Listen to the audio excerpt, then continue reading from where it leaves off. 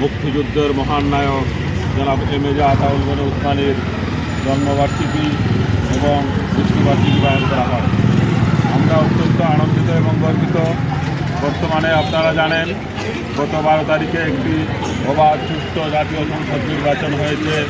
এই নির্বাচনে মুক্তিযুদ্ধের সপক্ষের শক্তি এদেশে ক্ষমতায় আরোহণের পথে আগামীকাল হয়তো আল্লাহর ইচ্ছায় ক্ষমতা আরোহণ করবেন।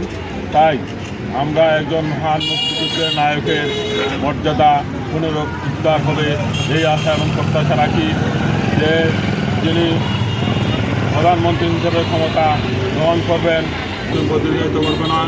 আমরা আশা রাখব আগামী যে সরকার ক্ষমতায় অধিষ্ঠিত হবে এই সরকার মুক্তিযোদ্ধাদের সম্মানিত করবেন। সকল সামাজিক রাজনৈতিক সংগঠন একত্রিত হয়ে আমাদের সিলেটের কৃতি সন্তান, সিলেটের গর্ব, সিলেটের অহংকার আমরা জেনারেল এমএজি আতাউল গনি উসমানী মহোদয়ের আমরা জন্মবার্ষিকী এবং মৃত্যুবার্ষিকী জাতীয়ভাবে পালন করার আহ্বান জানিয়ে আমি আমাদের প্রিয় স্যার জনাব মোহাম্মদ ইকবাল বাহার তালুকদার স্যার আমাদের মধ্যে উপস্থিত হয়েছেন। সাংবাদিক বুলবুল আমিন, উনি অত্যন্ত কষ্ট করেন। উসমানী স্মৃতি পরিষদের প্রোগ্রাম হলেই বিভিন্ন এই মিডিয়া কাভারেজ উনি সবসময় করে থাকেন। কারও কিন্তু স্বার্থ নেই, স্বার্থ শুধু একটাই, আতাউল গনি উসমানীর জন্ম এবং মৃত্যুবার্ষিকী যেন রাষ্ট্রীয়ভাবে পালন করা হয়। আমরা বর্তমান প্রধানমন্ত্রী যিনি হয়েছেন, আমরা জননেতা জনাব তারেক রহমানের কাছে আমাদের একটাই দাবি, আমরা চাই এই মহান মানুষকে, উনি যেহেতু আপনার শ্বশুর, এই মহান মানুষকে ওনার জন্ম এবং মৃত্যুবার্ষিকী যেন রাষ্ট্রীয়ভাবে পালন করা হয়। আমাদের চাওয়ার পাওয়ার কিছু নাই, আমরা শুধু একটাই চাই যে উনি মুক্তিযুদ্ধে পরিশ্রম করেছেন, উনি দেশ স্বাধীন করেছেন, দেশের মানুষকে বাংলা ভাষায় কথা বলতে দিয়েছেন। ওনার জন্য একটু হলেও যদি ওনার জন্ম এবং মৃত্যুবার্ষিকী রাষ্ট্রীয়ভাবে পালন করা হয় তাহলে ওনার আত্মা শান্তি পাবে। আমি বিশ্বাস করি ওনার মতো মানুষকে যদি গ্রহণযোগ্য মানুষকে যদি মূল্যায়ন করা না হয় পৃথিবীতে আর কোনো মানুষ গ্রহণযোগ্যতা পাবে না।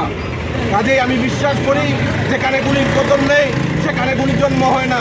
আমরা বিশ্বাস করি এই সরকার মুক্তিযোদ্ধাদেরকে মূল্যায়ন করবে এবং মুক্তিযুদ্ধের সর্বদিনায়ক জননেতা জনাব আতাউল গনি উসমানীকে জাতির সামনে তুলে ধরবে, সেই আশা আমরা। মুক্তিযুদ্ধের সর্বদিনায়ক ওনার জন্ম এবং মৃত্যুবার্ষিকী বাংলাদেশে আমরাই প্রথম ওনার জন্ম এবং মৃত্যুবার্ষিকী সবসময় পালন করে থাকি। আমরা চাই মিডিয়াদের মাধ্যমে এই উসমানীকে যেন জাতীয়ভাবে স্মরণ করা হয়।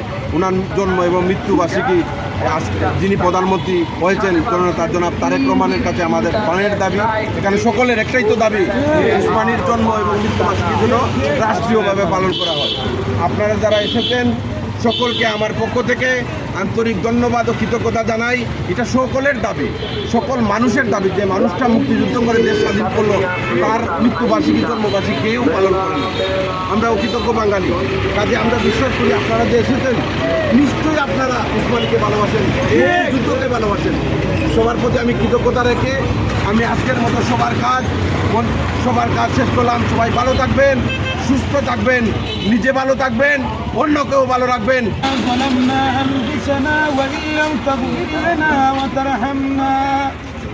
لنكونن من الخاسرين আল্লাহ তাআলা ও আসমান জমিনের মালিক, আয় আল্লাহ সালাতুল আসরের নামাজের উপর আল্লাহ তোমার এক বান্দা বীর মুক্তিযোদ্ধা আল্লাহ উসমানী সাহেবের আল্লাহ উসমানী স্মৃতির প্রতিষ্ঠাতা জনাব বদরুজ্জামান সানু সাহেবের পক্ষ থেকে আল্লাহ চমৎকার আয়োজন করছেন। আল্লাহ আজকের আয়োজনটা তুমি কবুল আর মঞ্জুর করো। এই জামাতের লক্ষ কোটি দুরূদ ও সালাম দয়ার নবীর রওজা করে পৌঁছায়া দাও। আল্লাহ কেন রাজনীতিবিদ আল্লাহ আলিম উলামারা আল্লাহ ছাত্ররা আল্লাহ শিক্ষিত সমাজের বাইরে উপস্থিত হয়েছেন, আল্লাহ প্রত্যেকের দুয়ারে তুমি কবুল আর মঞ্জুর করো। আল্লাহ উসমানী সাহেবের খবরে আল্লাহ জান্নাতুল ফেরদাউসের বাগান বানায়া দাও।